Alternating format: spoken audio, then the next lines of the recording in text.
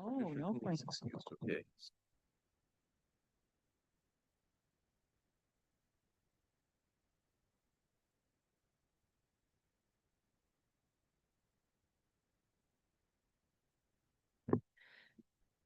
Good morning. I'd like to call the meeting of government operations to order.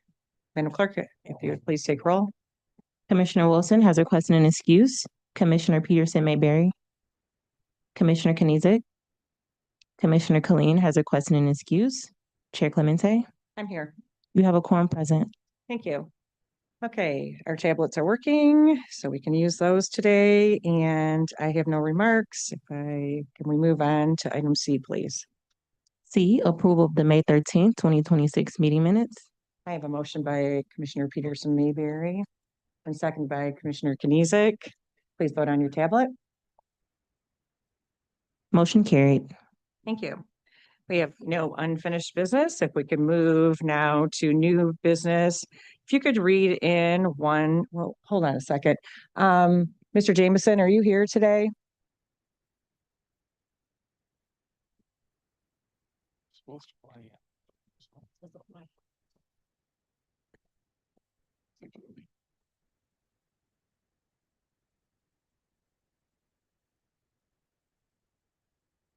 Okay, let's skip items 1 through 6 for right now. Let's go on to number 7, please. If you could please read that in. Moving to item 7, requesting commission approval of amendment 7 to a 3-year professional services contract with a 1-year option to renew with Pierce Monroe and Associates to continue staff augmentation for the Oracle Cloud-based Connect 43 system and support the Personnel Human Resources Department with recruiting candidates to fill Connect 43 related jobs. And who's here for this item? Please approach the table. Is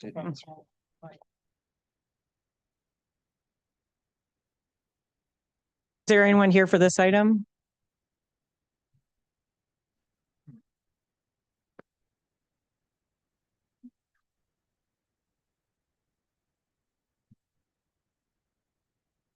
Hello, please introduce yourself. Sure. Donna Wilson, PHR Director. Mike Mackey, PHR Transformation. Okay. Who's on the phone? So Michael Jameson is logging in. Oh, okay. Well, we'll go to this item and then we'll go back to Connect 43. Okay, so we have a request for amendment number 7 for Pierce Monroe to help us with continuing staff augmentation. And this is quite a big contract. 9 years, I think we've been working with Pierce Monroe. Can you give us some highlights of what's happening, how many people we've been able to secure and how they're helping us? Okay. And is Mike needed to be on this too? Okay. Thank you. Mr. Jameson, if you could please introduce yourself. He's not online.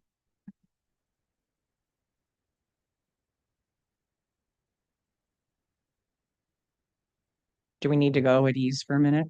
Yes, please. Okay, we're going to go at ease for 5 minutes. Call the chair.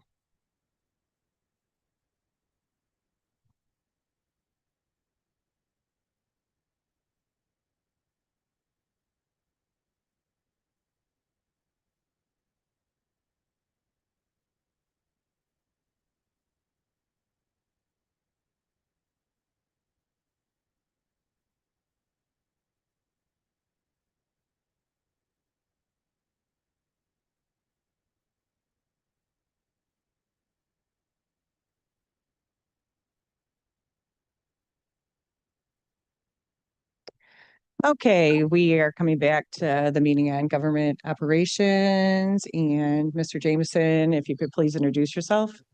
Yeah, hello everyone. Sorry about that. I actually was flying in today for a meeting tomorrow, so apologies. Mike Jameson, Connect 43 director, and or an Oracle director as well, kind of straddling between the project and the ongoing operation. Okay, so we skipped over 1 through 6. We'll go back to that. We're now on the Pierce Monroe contract. for the amendment number 7 for recruiting candidates for the Connect 43 jobs. Who would Yes. like to go first? Donna, I can start and then, yeah, I can turn it over to you for your questions and more color on the PHR portion. That works for you. That works for me. Thank you through the chair. Okay.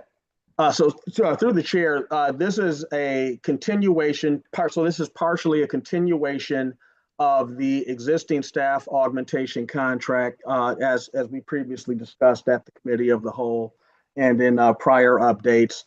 So a portion of this contract continues staff augmentation resources through the end of this fiscal year in alignment with the Hire Right, Hire Fast plan, which is intended to transition or attempt to transition our staffing resources from the Pierce Monroe contract as well as the Inside Global contracts into permanent positions in the county.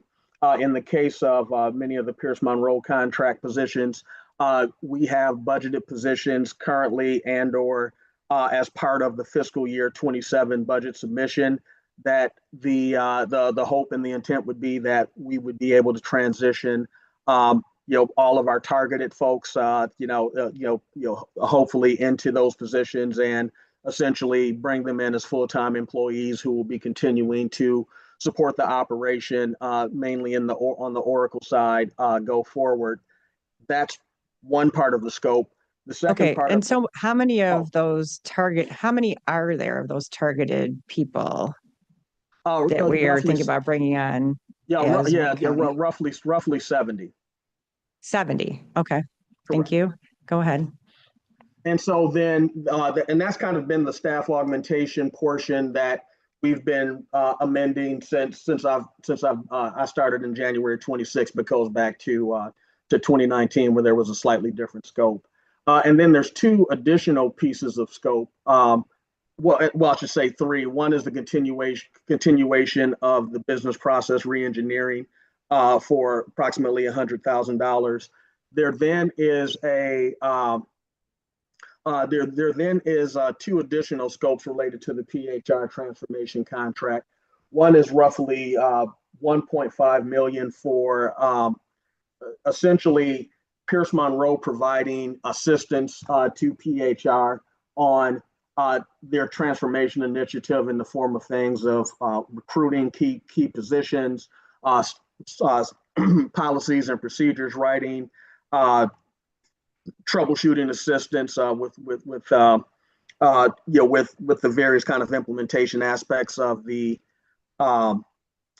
transformation initiative. And then the last part is actual staff aug for targeted positions that would be part of assisting PHR with implementing and delivering the transformation initiative overall. And Donna, I'll turn it over to you for any additional color on that. Go right ahead. Okay, through the chair. So PHR has currently 11 under the current agreement, and we've made strides in filling some of those 11 positions with the disability specialist. And now we're looking at our trainers and development individuals. So we are actively recruiting to move a lot of, we have 11 under the current 11 what? positions. I'm 11, sorry. okay. All right. 11 positions that need to be filled. Correct. Okay. And so we have currently filled, I want to say 4 of those positions. So we're moving to fill the remainder of the positions as quickly as we can. Mhm. In addition to that is that in any transformation that we have some level that we do have to adopt. So that's when we're talking about standard operating procedures, we're talking about additional training for PHR staff. So that's the additional positions that he's saying for the temporary processes that we have. And we are looking at people here for those positions once we get the correct I can't think of the name, framework of what this Exactly. position is supposed to be. Thank Yeah, you. the job descriptions, and then we have also budgeted in the upcoming budget to fill the remainder of the positions. So we look at doing our transformation within the next fiscal year. Okay, Hanson. and this contract's been going on for a while, and there's a subcontractor, and they're both working together to what can you say is taking the longest to be able to put people into position? Well, I think we have to kind of look at ramping up because we went from a legacy system. Mhm. And then so when we started with the Oracle implementation, it was, the whole gear up, moving technology and implementation. So we're talking several phases, the startup, the implementation, now we're the adoption phase. And so that's really where we are. And as we adopt and hire staff, then the AUG staff fall off because it's the intent that our staff will then gain that knowledge. Okay, and I think we've been very clear about, you guys know that we're trying to find people that we have here, and I know that the market's very difficult. This contract is supposed to only go until June 30th of 2026. Is that when I'm seeing this amendment? Okay, all right, and then adding a big chunk of money to it. So we're hoping to get lots of We're looking to- feedback yes. when this is coming along. And I'm going to yield commissioners' questions. Commissioner Peterson Mayberry. Thank you, Madam Chair. You asked several of my questions. I thought this went through December 31st of 2027, and am I misunderstanding? That's correct. Okay. Through Oh, the okay, share, 'cause I was the gonna- current, well, I was just gonna say the current contract expires at the end of next month. This amendment, if approved, would extend the term through 12/31/27. Okay, thank you. Madam Chair, also, and so through the chair, is this, Ms. Wilson, are these positions, are any of them still associated with data migration? All of them are data migration positions? Not all of them. Okay. Like I indicated, we started out with some disability positions and then we have some benefit, we have a benefit position that we're going to bring on board, and then training. But I guess the core of it is how we maintained our data as a county. So that's why I'm, saying that it touches the data. It's a system and everything we do is record keeping. Okay. And then my final question is, I know there are other municipalities that use Oracle. And so the deeper I've been able to dig into this around what has transformation looked like in those other spaces, I think the closest here would be Detroit, but there are several other organizations. Have they operated in the same space and is the same expectation? Because it looks like, I don't know if we are doing something unprecedented with the way that we're doing this, or is this pretty much aligned to what others who have done this huge transformation from one system to the other have done as well? To me, it's in step.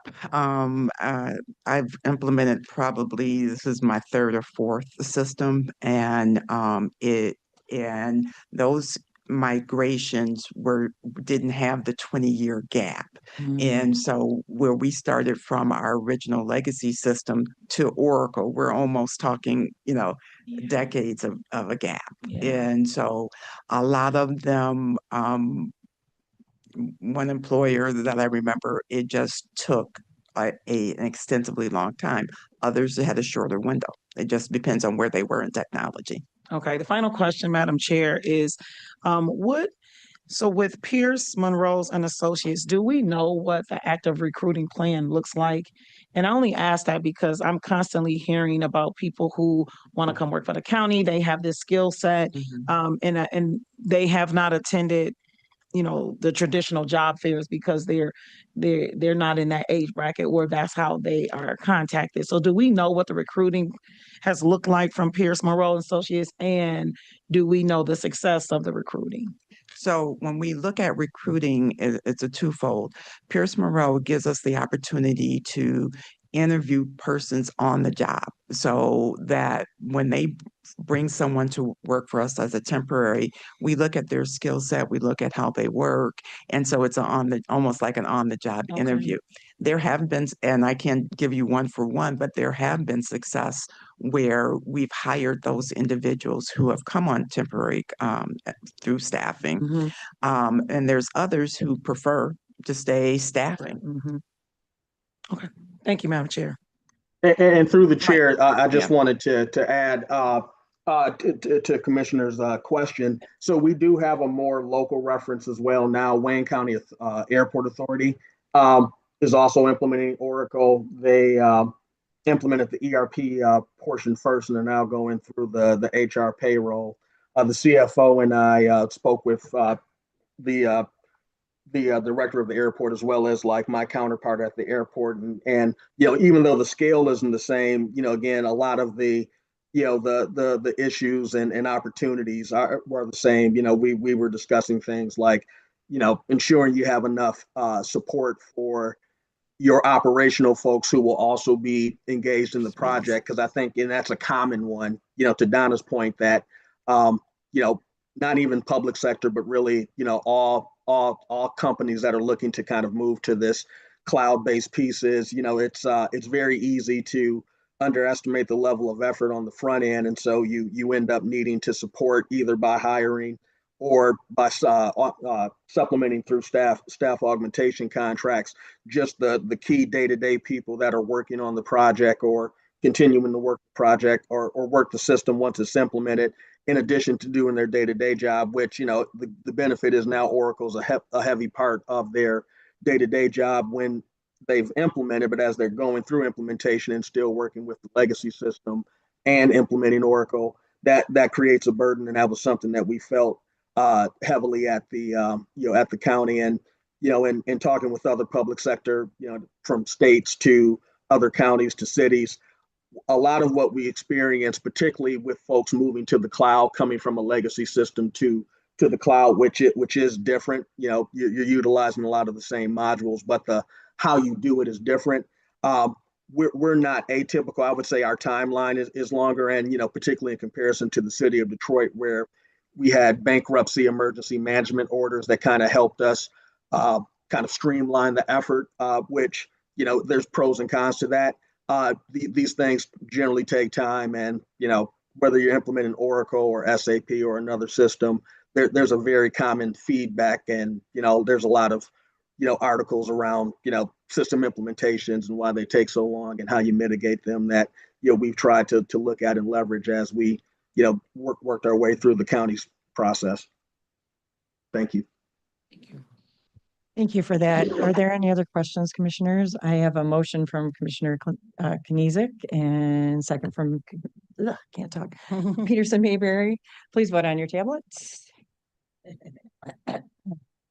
Motion carried. Thank you. Okay, Madam Clerk, if we could please read in items 1 through 6. We have quite a few reports. Items 1 through 6 under new business, forwarding the April 2026, March 2026, February 2026, January 2026, December 2025, and October 2025 Wayne County Connect 43 Steering Committee monthly meeting reports. Okay, thank you. No, November. Yes, exactly. Mr. Jameson, thank you for getting Yes. caught up. Let's talk. Yeah, so just a few things on this. So because we're really more operational, the last part of Connect 43 that is outstanding is the data warehouse for ERP, and I'll give an update on that in a second. We've been transitioning. We've kept our leadership and steerco committee meetings, but we're actually in the process, I think, as I mentioned at the COW, of while we're continuing to work the ongoing platform. I'm preparing in the background a project closeout that I will bring to this body's attention to basically kind of give the full accounting, and really kind of a full accounting and update from the committee of a whole presentation on the project as it, as it stood, just purely based on the project, and then, of course, an update on, where things stand with the ongoing operation. But these steerco meetings are still happening. The intent is to hold them through the end of the ADW ERP implementation, and I can talk to if you want like a general update, or I can talk to something specific if someone has specific questions. Yes, I would like just general. When are we going to be all implemented, and how are things going? As I look through these reports, it looked from January to everything that was revised in May. It looks like there's some good things happening, and then there's also some things that are lagging behind. Mm-hmm. So why don't you give us just some highlights of pros that are happening and cons that you still need to focus on, and when do we think, are we in line for the end of this, and the budget, how far over or under are we? Yeah, no, well, so what I will say is the last component, the data warehouse for ERP, I'm still anticipating as it stands now a end of year, possibly trickling into the beginning of next year implementation. What's been the holdup, and it's one of the things that, to the cons, one of the things that we mentioned. So with Oracle, as separate from how PeopleSoft works, there's a contract and then there's a purchase order. The contract, which in Oracle's terms is called a contract purchase agreement, is essentially the shell contract that when commission approves, like for example, the Pierce Monroe contract, the contract is the 8.2 million, and then the PO is the amount that is expected to be spent in the current fiscal year. Because in Oracle, and this is actually a really good control, you can only encumber funds for the budgeted funds in the fiscal year in which you're operating. That puts a focus on, one, ensuring that we have CPAs, which are contracts, contract purchase agreements, and POs. One of the things that is affecting my particular budget is the payment of fiscal year 25 invoices that just from a timing perspective didn't get paid out of JDE, out of Oracle. That's a common problem, particularly when you transition from a legacy system to the new system. I've been working with our DMBS liaisons to essentially create what's called a budgetary control fix. I think I mentioned this at the last time I was here.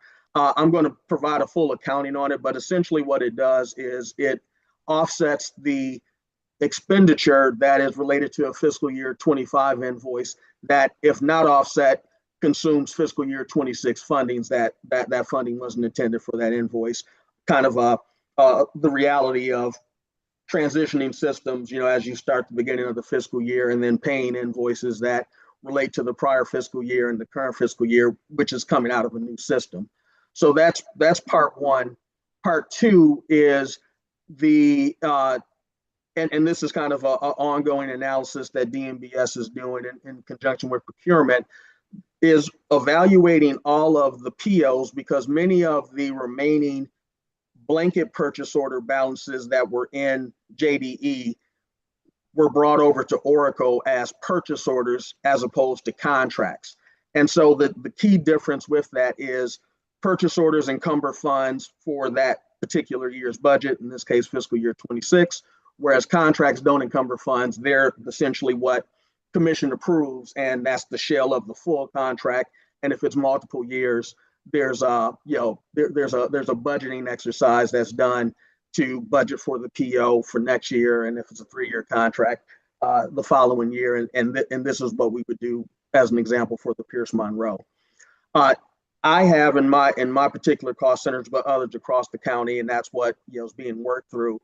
I have PO balances that really are contract purchase agreement balances. And so what has to happen is those POs have to get converted to CPAs and Oracle so that you have the contract remaining balance, and then you have the balance for the fiscal year 26 spend. If you don't do that, then fiscal year 26 funds are fully encumbered for a contract balance that would extend beyond fiscal year 26. So, until you make those corrections, you're consuming or you're encumbering fiscal year 26 funds by virtue of having that contract as a PO. So that's an analysis that I'm going through with my DMBS liaison for all of my remaining Oracle and Pierce Monroe contracts. We did do the correction for Pierce Monroe recently, and essentially these things have to be done before we get to year end, and really as they're being done kind of real time as the teams are working through them. But the concern that I would raise to this body would be, if they aren't corrected, then fiscal year 26 funds are still encumbered by whatever those amounts are, whether it's a fiscal year 25 invoice that hasn't been offset, or a contract that needs to be converted, or a PO that needs to be converted to a contract with only the PO for the expected spend in fiscal year 26 encumbering the funds. So those are items that collectively M&B is working through with DMBS and the departments to ensure that fiscal year 26 funds are only encumbered for the intended use of a PO or spend in fiscal year 26. Again, this is kind of one of the things that have to be worked through because you're moving from one system to another. And so it's the first year out the gate, so we got to work through it. But those are things that are being worked on as a high priority. The other item that's not exactly the same, but in the realm of a high priority M&B item is making sure that we get all of the payroll posting integrations clean, so that we don't have to go through manual processes to correct payroll in Oracle. And that's by virtue of there's like several factors that are kind of going into that process.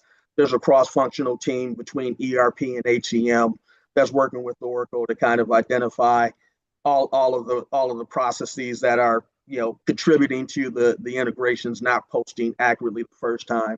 That's a big item on our list. And then I would say, from an aggregate perspective, one of the things that we're about to roll out from the PMO side is, and not to get too technical, but sorry about that.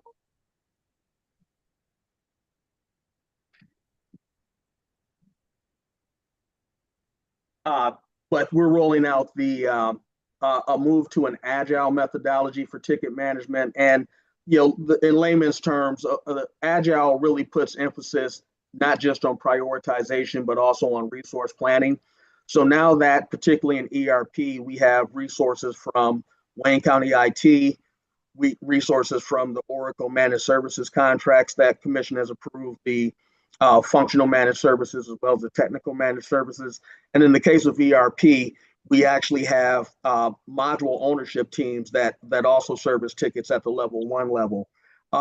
What we're intending to do is to be very, very transparent with resource capacity. And so what agile methodology does is it uses sprints, and we're going to use 2-week sprints to prioritize, assign resources to the prioritized tickets, and then ensure that tickets that aren't assigned show as not assigned.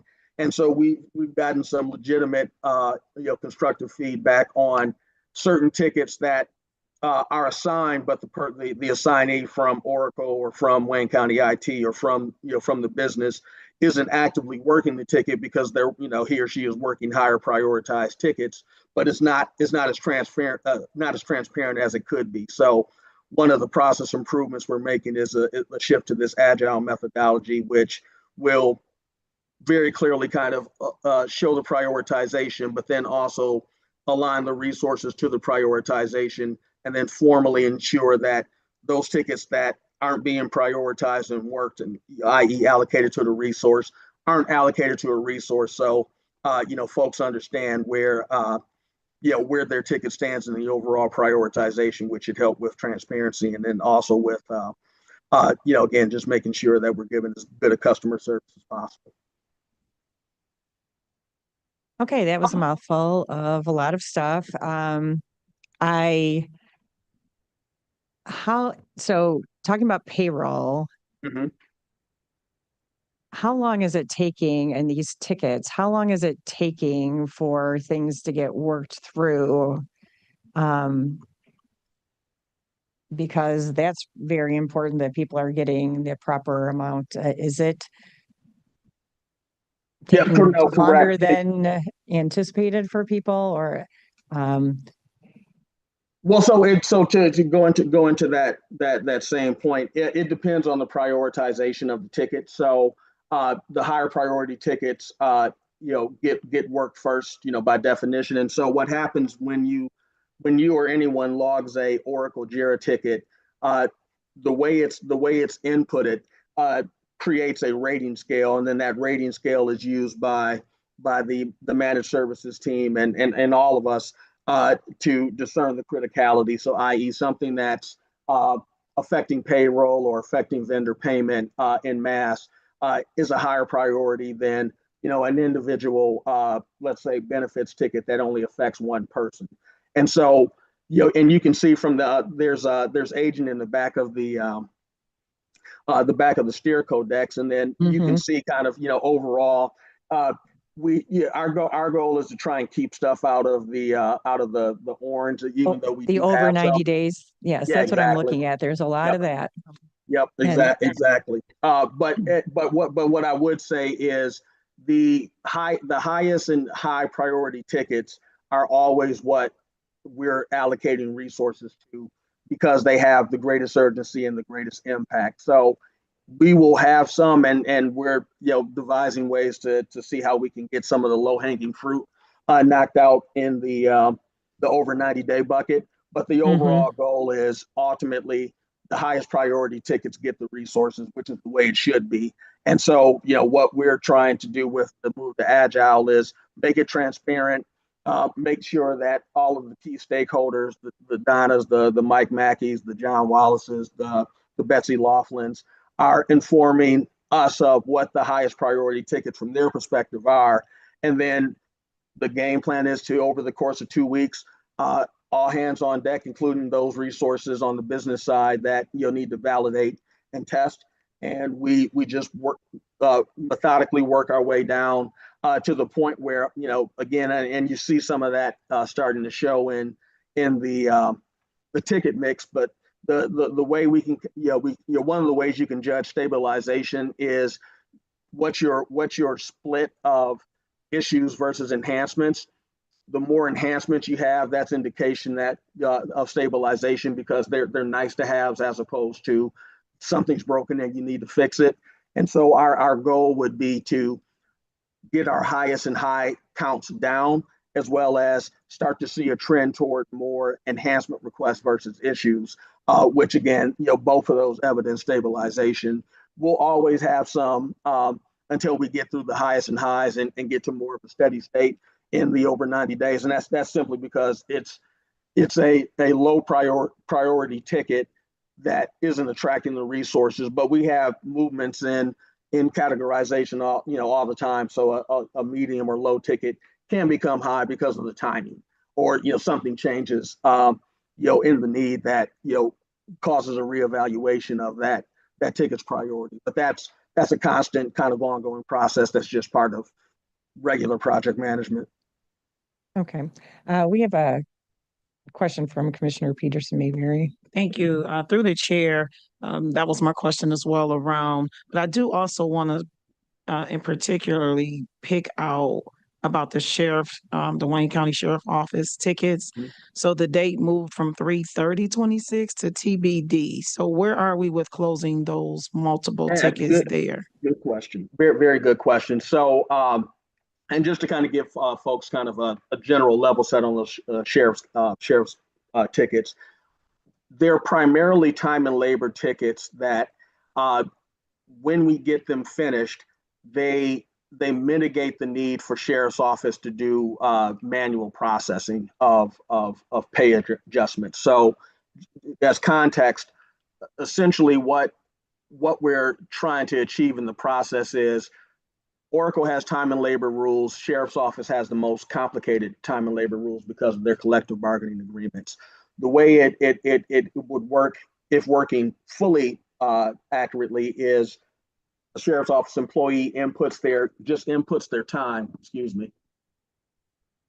just inputs their time. And then there are calculation rules in the background that, based on the input of that particular Sheriff's Office employee, what their collective bargaining agreement is, what day, what time, what location, et cetera, that triggers different calculations in terms of, premium, overtime, et cetera. The aggregate set of Sheriff's Office tickets is really to eliminate the manual process that Sheriff's Office goes through now, and they've gotten good at it, but we're trying to eliminate the manual process of the Sheriff's Office gets the time that's recorded from the employee as I just stated. They then do a calculation against what Oracle is showing as the calculated pay to determine if they need to make an adjustment. This is all happening, call it Monday, Tuesday of payroll week. So there's a really condensed time slot for them to do this analysis. And so they proactively make pay adjustments if they see a discrepancy recorded in kind of this, this master sheet. And so the person, who needed the pay adjustment gets made whole in the payroll, as opposed to, needing a pay adjustment retroactively, which, saves time. But these particular tickets, collectively have done would eliminate, once the plan would be to put them in production, give 2 or 3 pay cycles to kind of confirm that we're not needing to make the adjustments manually. And then essentially that, you can kind of sunset the manual process. To Commissioner's question, where we had the revision of timing is, essentially what happened is the testing and validation, when put in production, didn't equate. So we have to go back to the drawing board and determine what exactly is happening between the testing and validation in the low, well, I'll call them the lower environments, but the non-production environments. And our process is we test in 2 environments. We test in a development environment, and then we test in the test environment, which is the closest to prod. And so once you go through both steps and make sure that your documentation supports that, the testing was complete, it then moves to prod. In this case, we're back to the drawing board, and there may be we're actually having our meeting in 19 minutes, so I might have a more real-time update soon. But we essentially saw issues in production that we didn't see in the lower environments. So we have to go back and make sure that we understand, was it something with the lower environment? Was it, an issue of completeness in testing, or some other issue that, is causing the discrepancy, because it has to work in prod. Otherwise, you have to come back into the lower environments to figure out what's going wrong. So that's where that TBD got generated. And thank you for that. So I'll look for that follow-up, because I know when we're talking about payroll, I know the Sheriff's Office, we received numerous contacts from employees stating that, there were payroll issues. So I look forward to that follow-up on when we can get that resolved. And then the other question was around the CBA change. So has that information been resolved? I know we had a resolve date of 5/15, and this was generated, I think, as of April 28th. So has that been resolved around the proper workflow? I don't have an update on that, but I'll talk to my HCM project manager in literally 17 minutes, and I'll get an update on that. Commissioner, I'll ping you through our liaison with the response to that. And Donna, I don't know if you have a more recent update than I do. If so, feel free.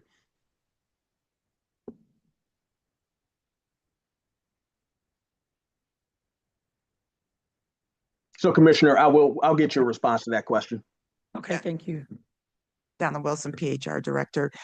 Yes, we have been meeting with the PMO for HCM, Labor Relations, PHR, and the transaction staff, and created a workflow of how we're going to look at bargaining bargaining unit changes or language changes in development than prior to going to production. So, Mike, we are in the process of doing that and have started those meetings.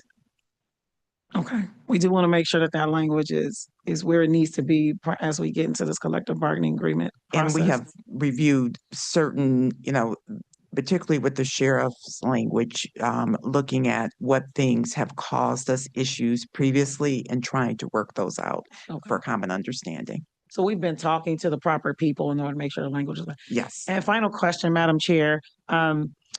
So one of the positions that looks like under staff augmentation, the grants compliant officer. So all the other positions, the candidate has already started. We haven't found anyone based on the requester and the name of the candidate. Is there a reason why that candidate hasn't started yet? This is page maybe 30 of the report under staff augmentation. So there are about. Yeah, no, my understanding is everybody started, but I'll double check. But yeah, that I don't think there's anybody on staff aug that we brought on board that hasn't started as of now.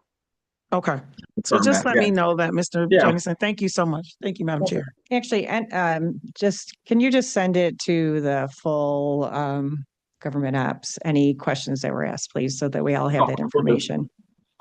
Thank you. Oh, okay, take that back. Send it to our policy analysis and he'll send it. It should go to everyone because those questions could come up at full board also. Thank you. Okay. Absolutely. With no other questions, I have a motion from Commissioner Kniezek and second by Commissioner Peterson-Mayberry. Please vote on your tablet for this 1 through 6, receive and file. Motion carried. Thank you. Next item, please.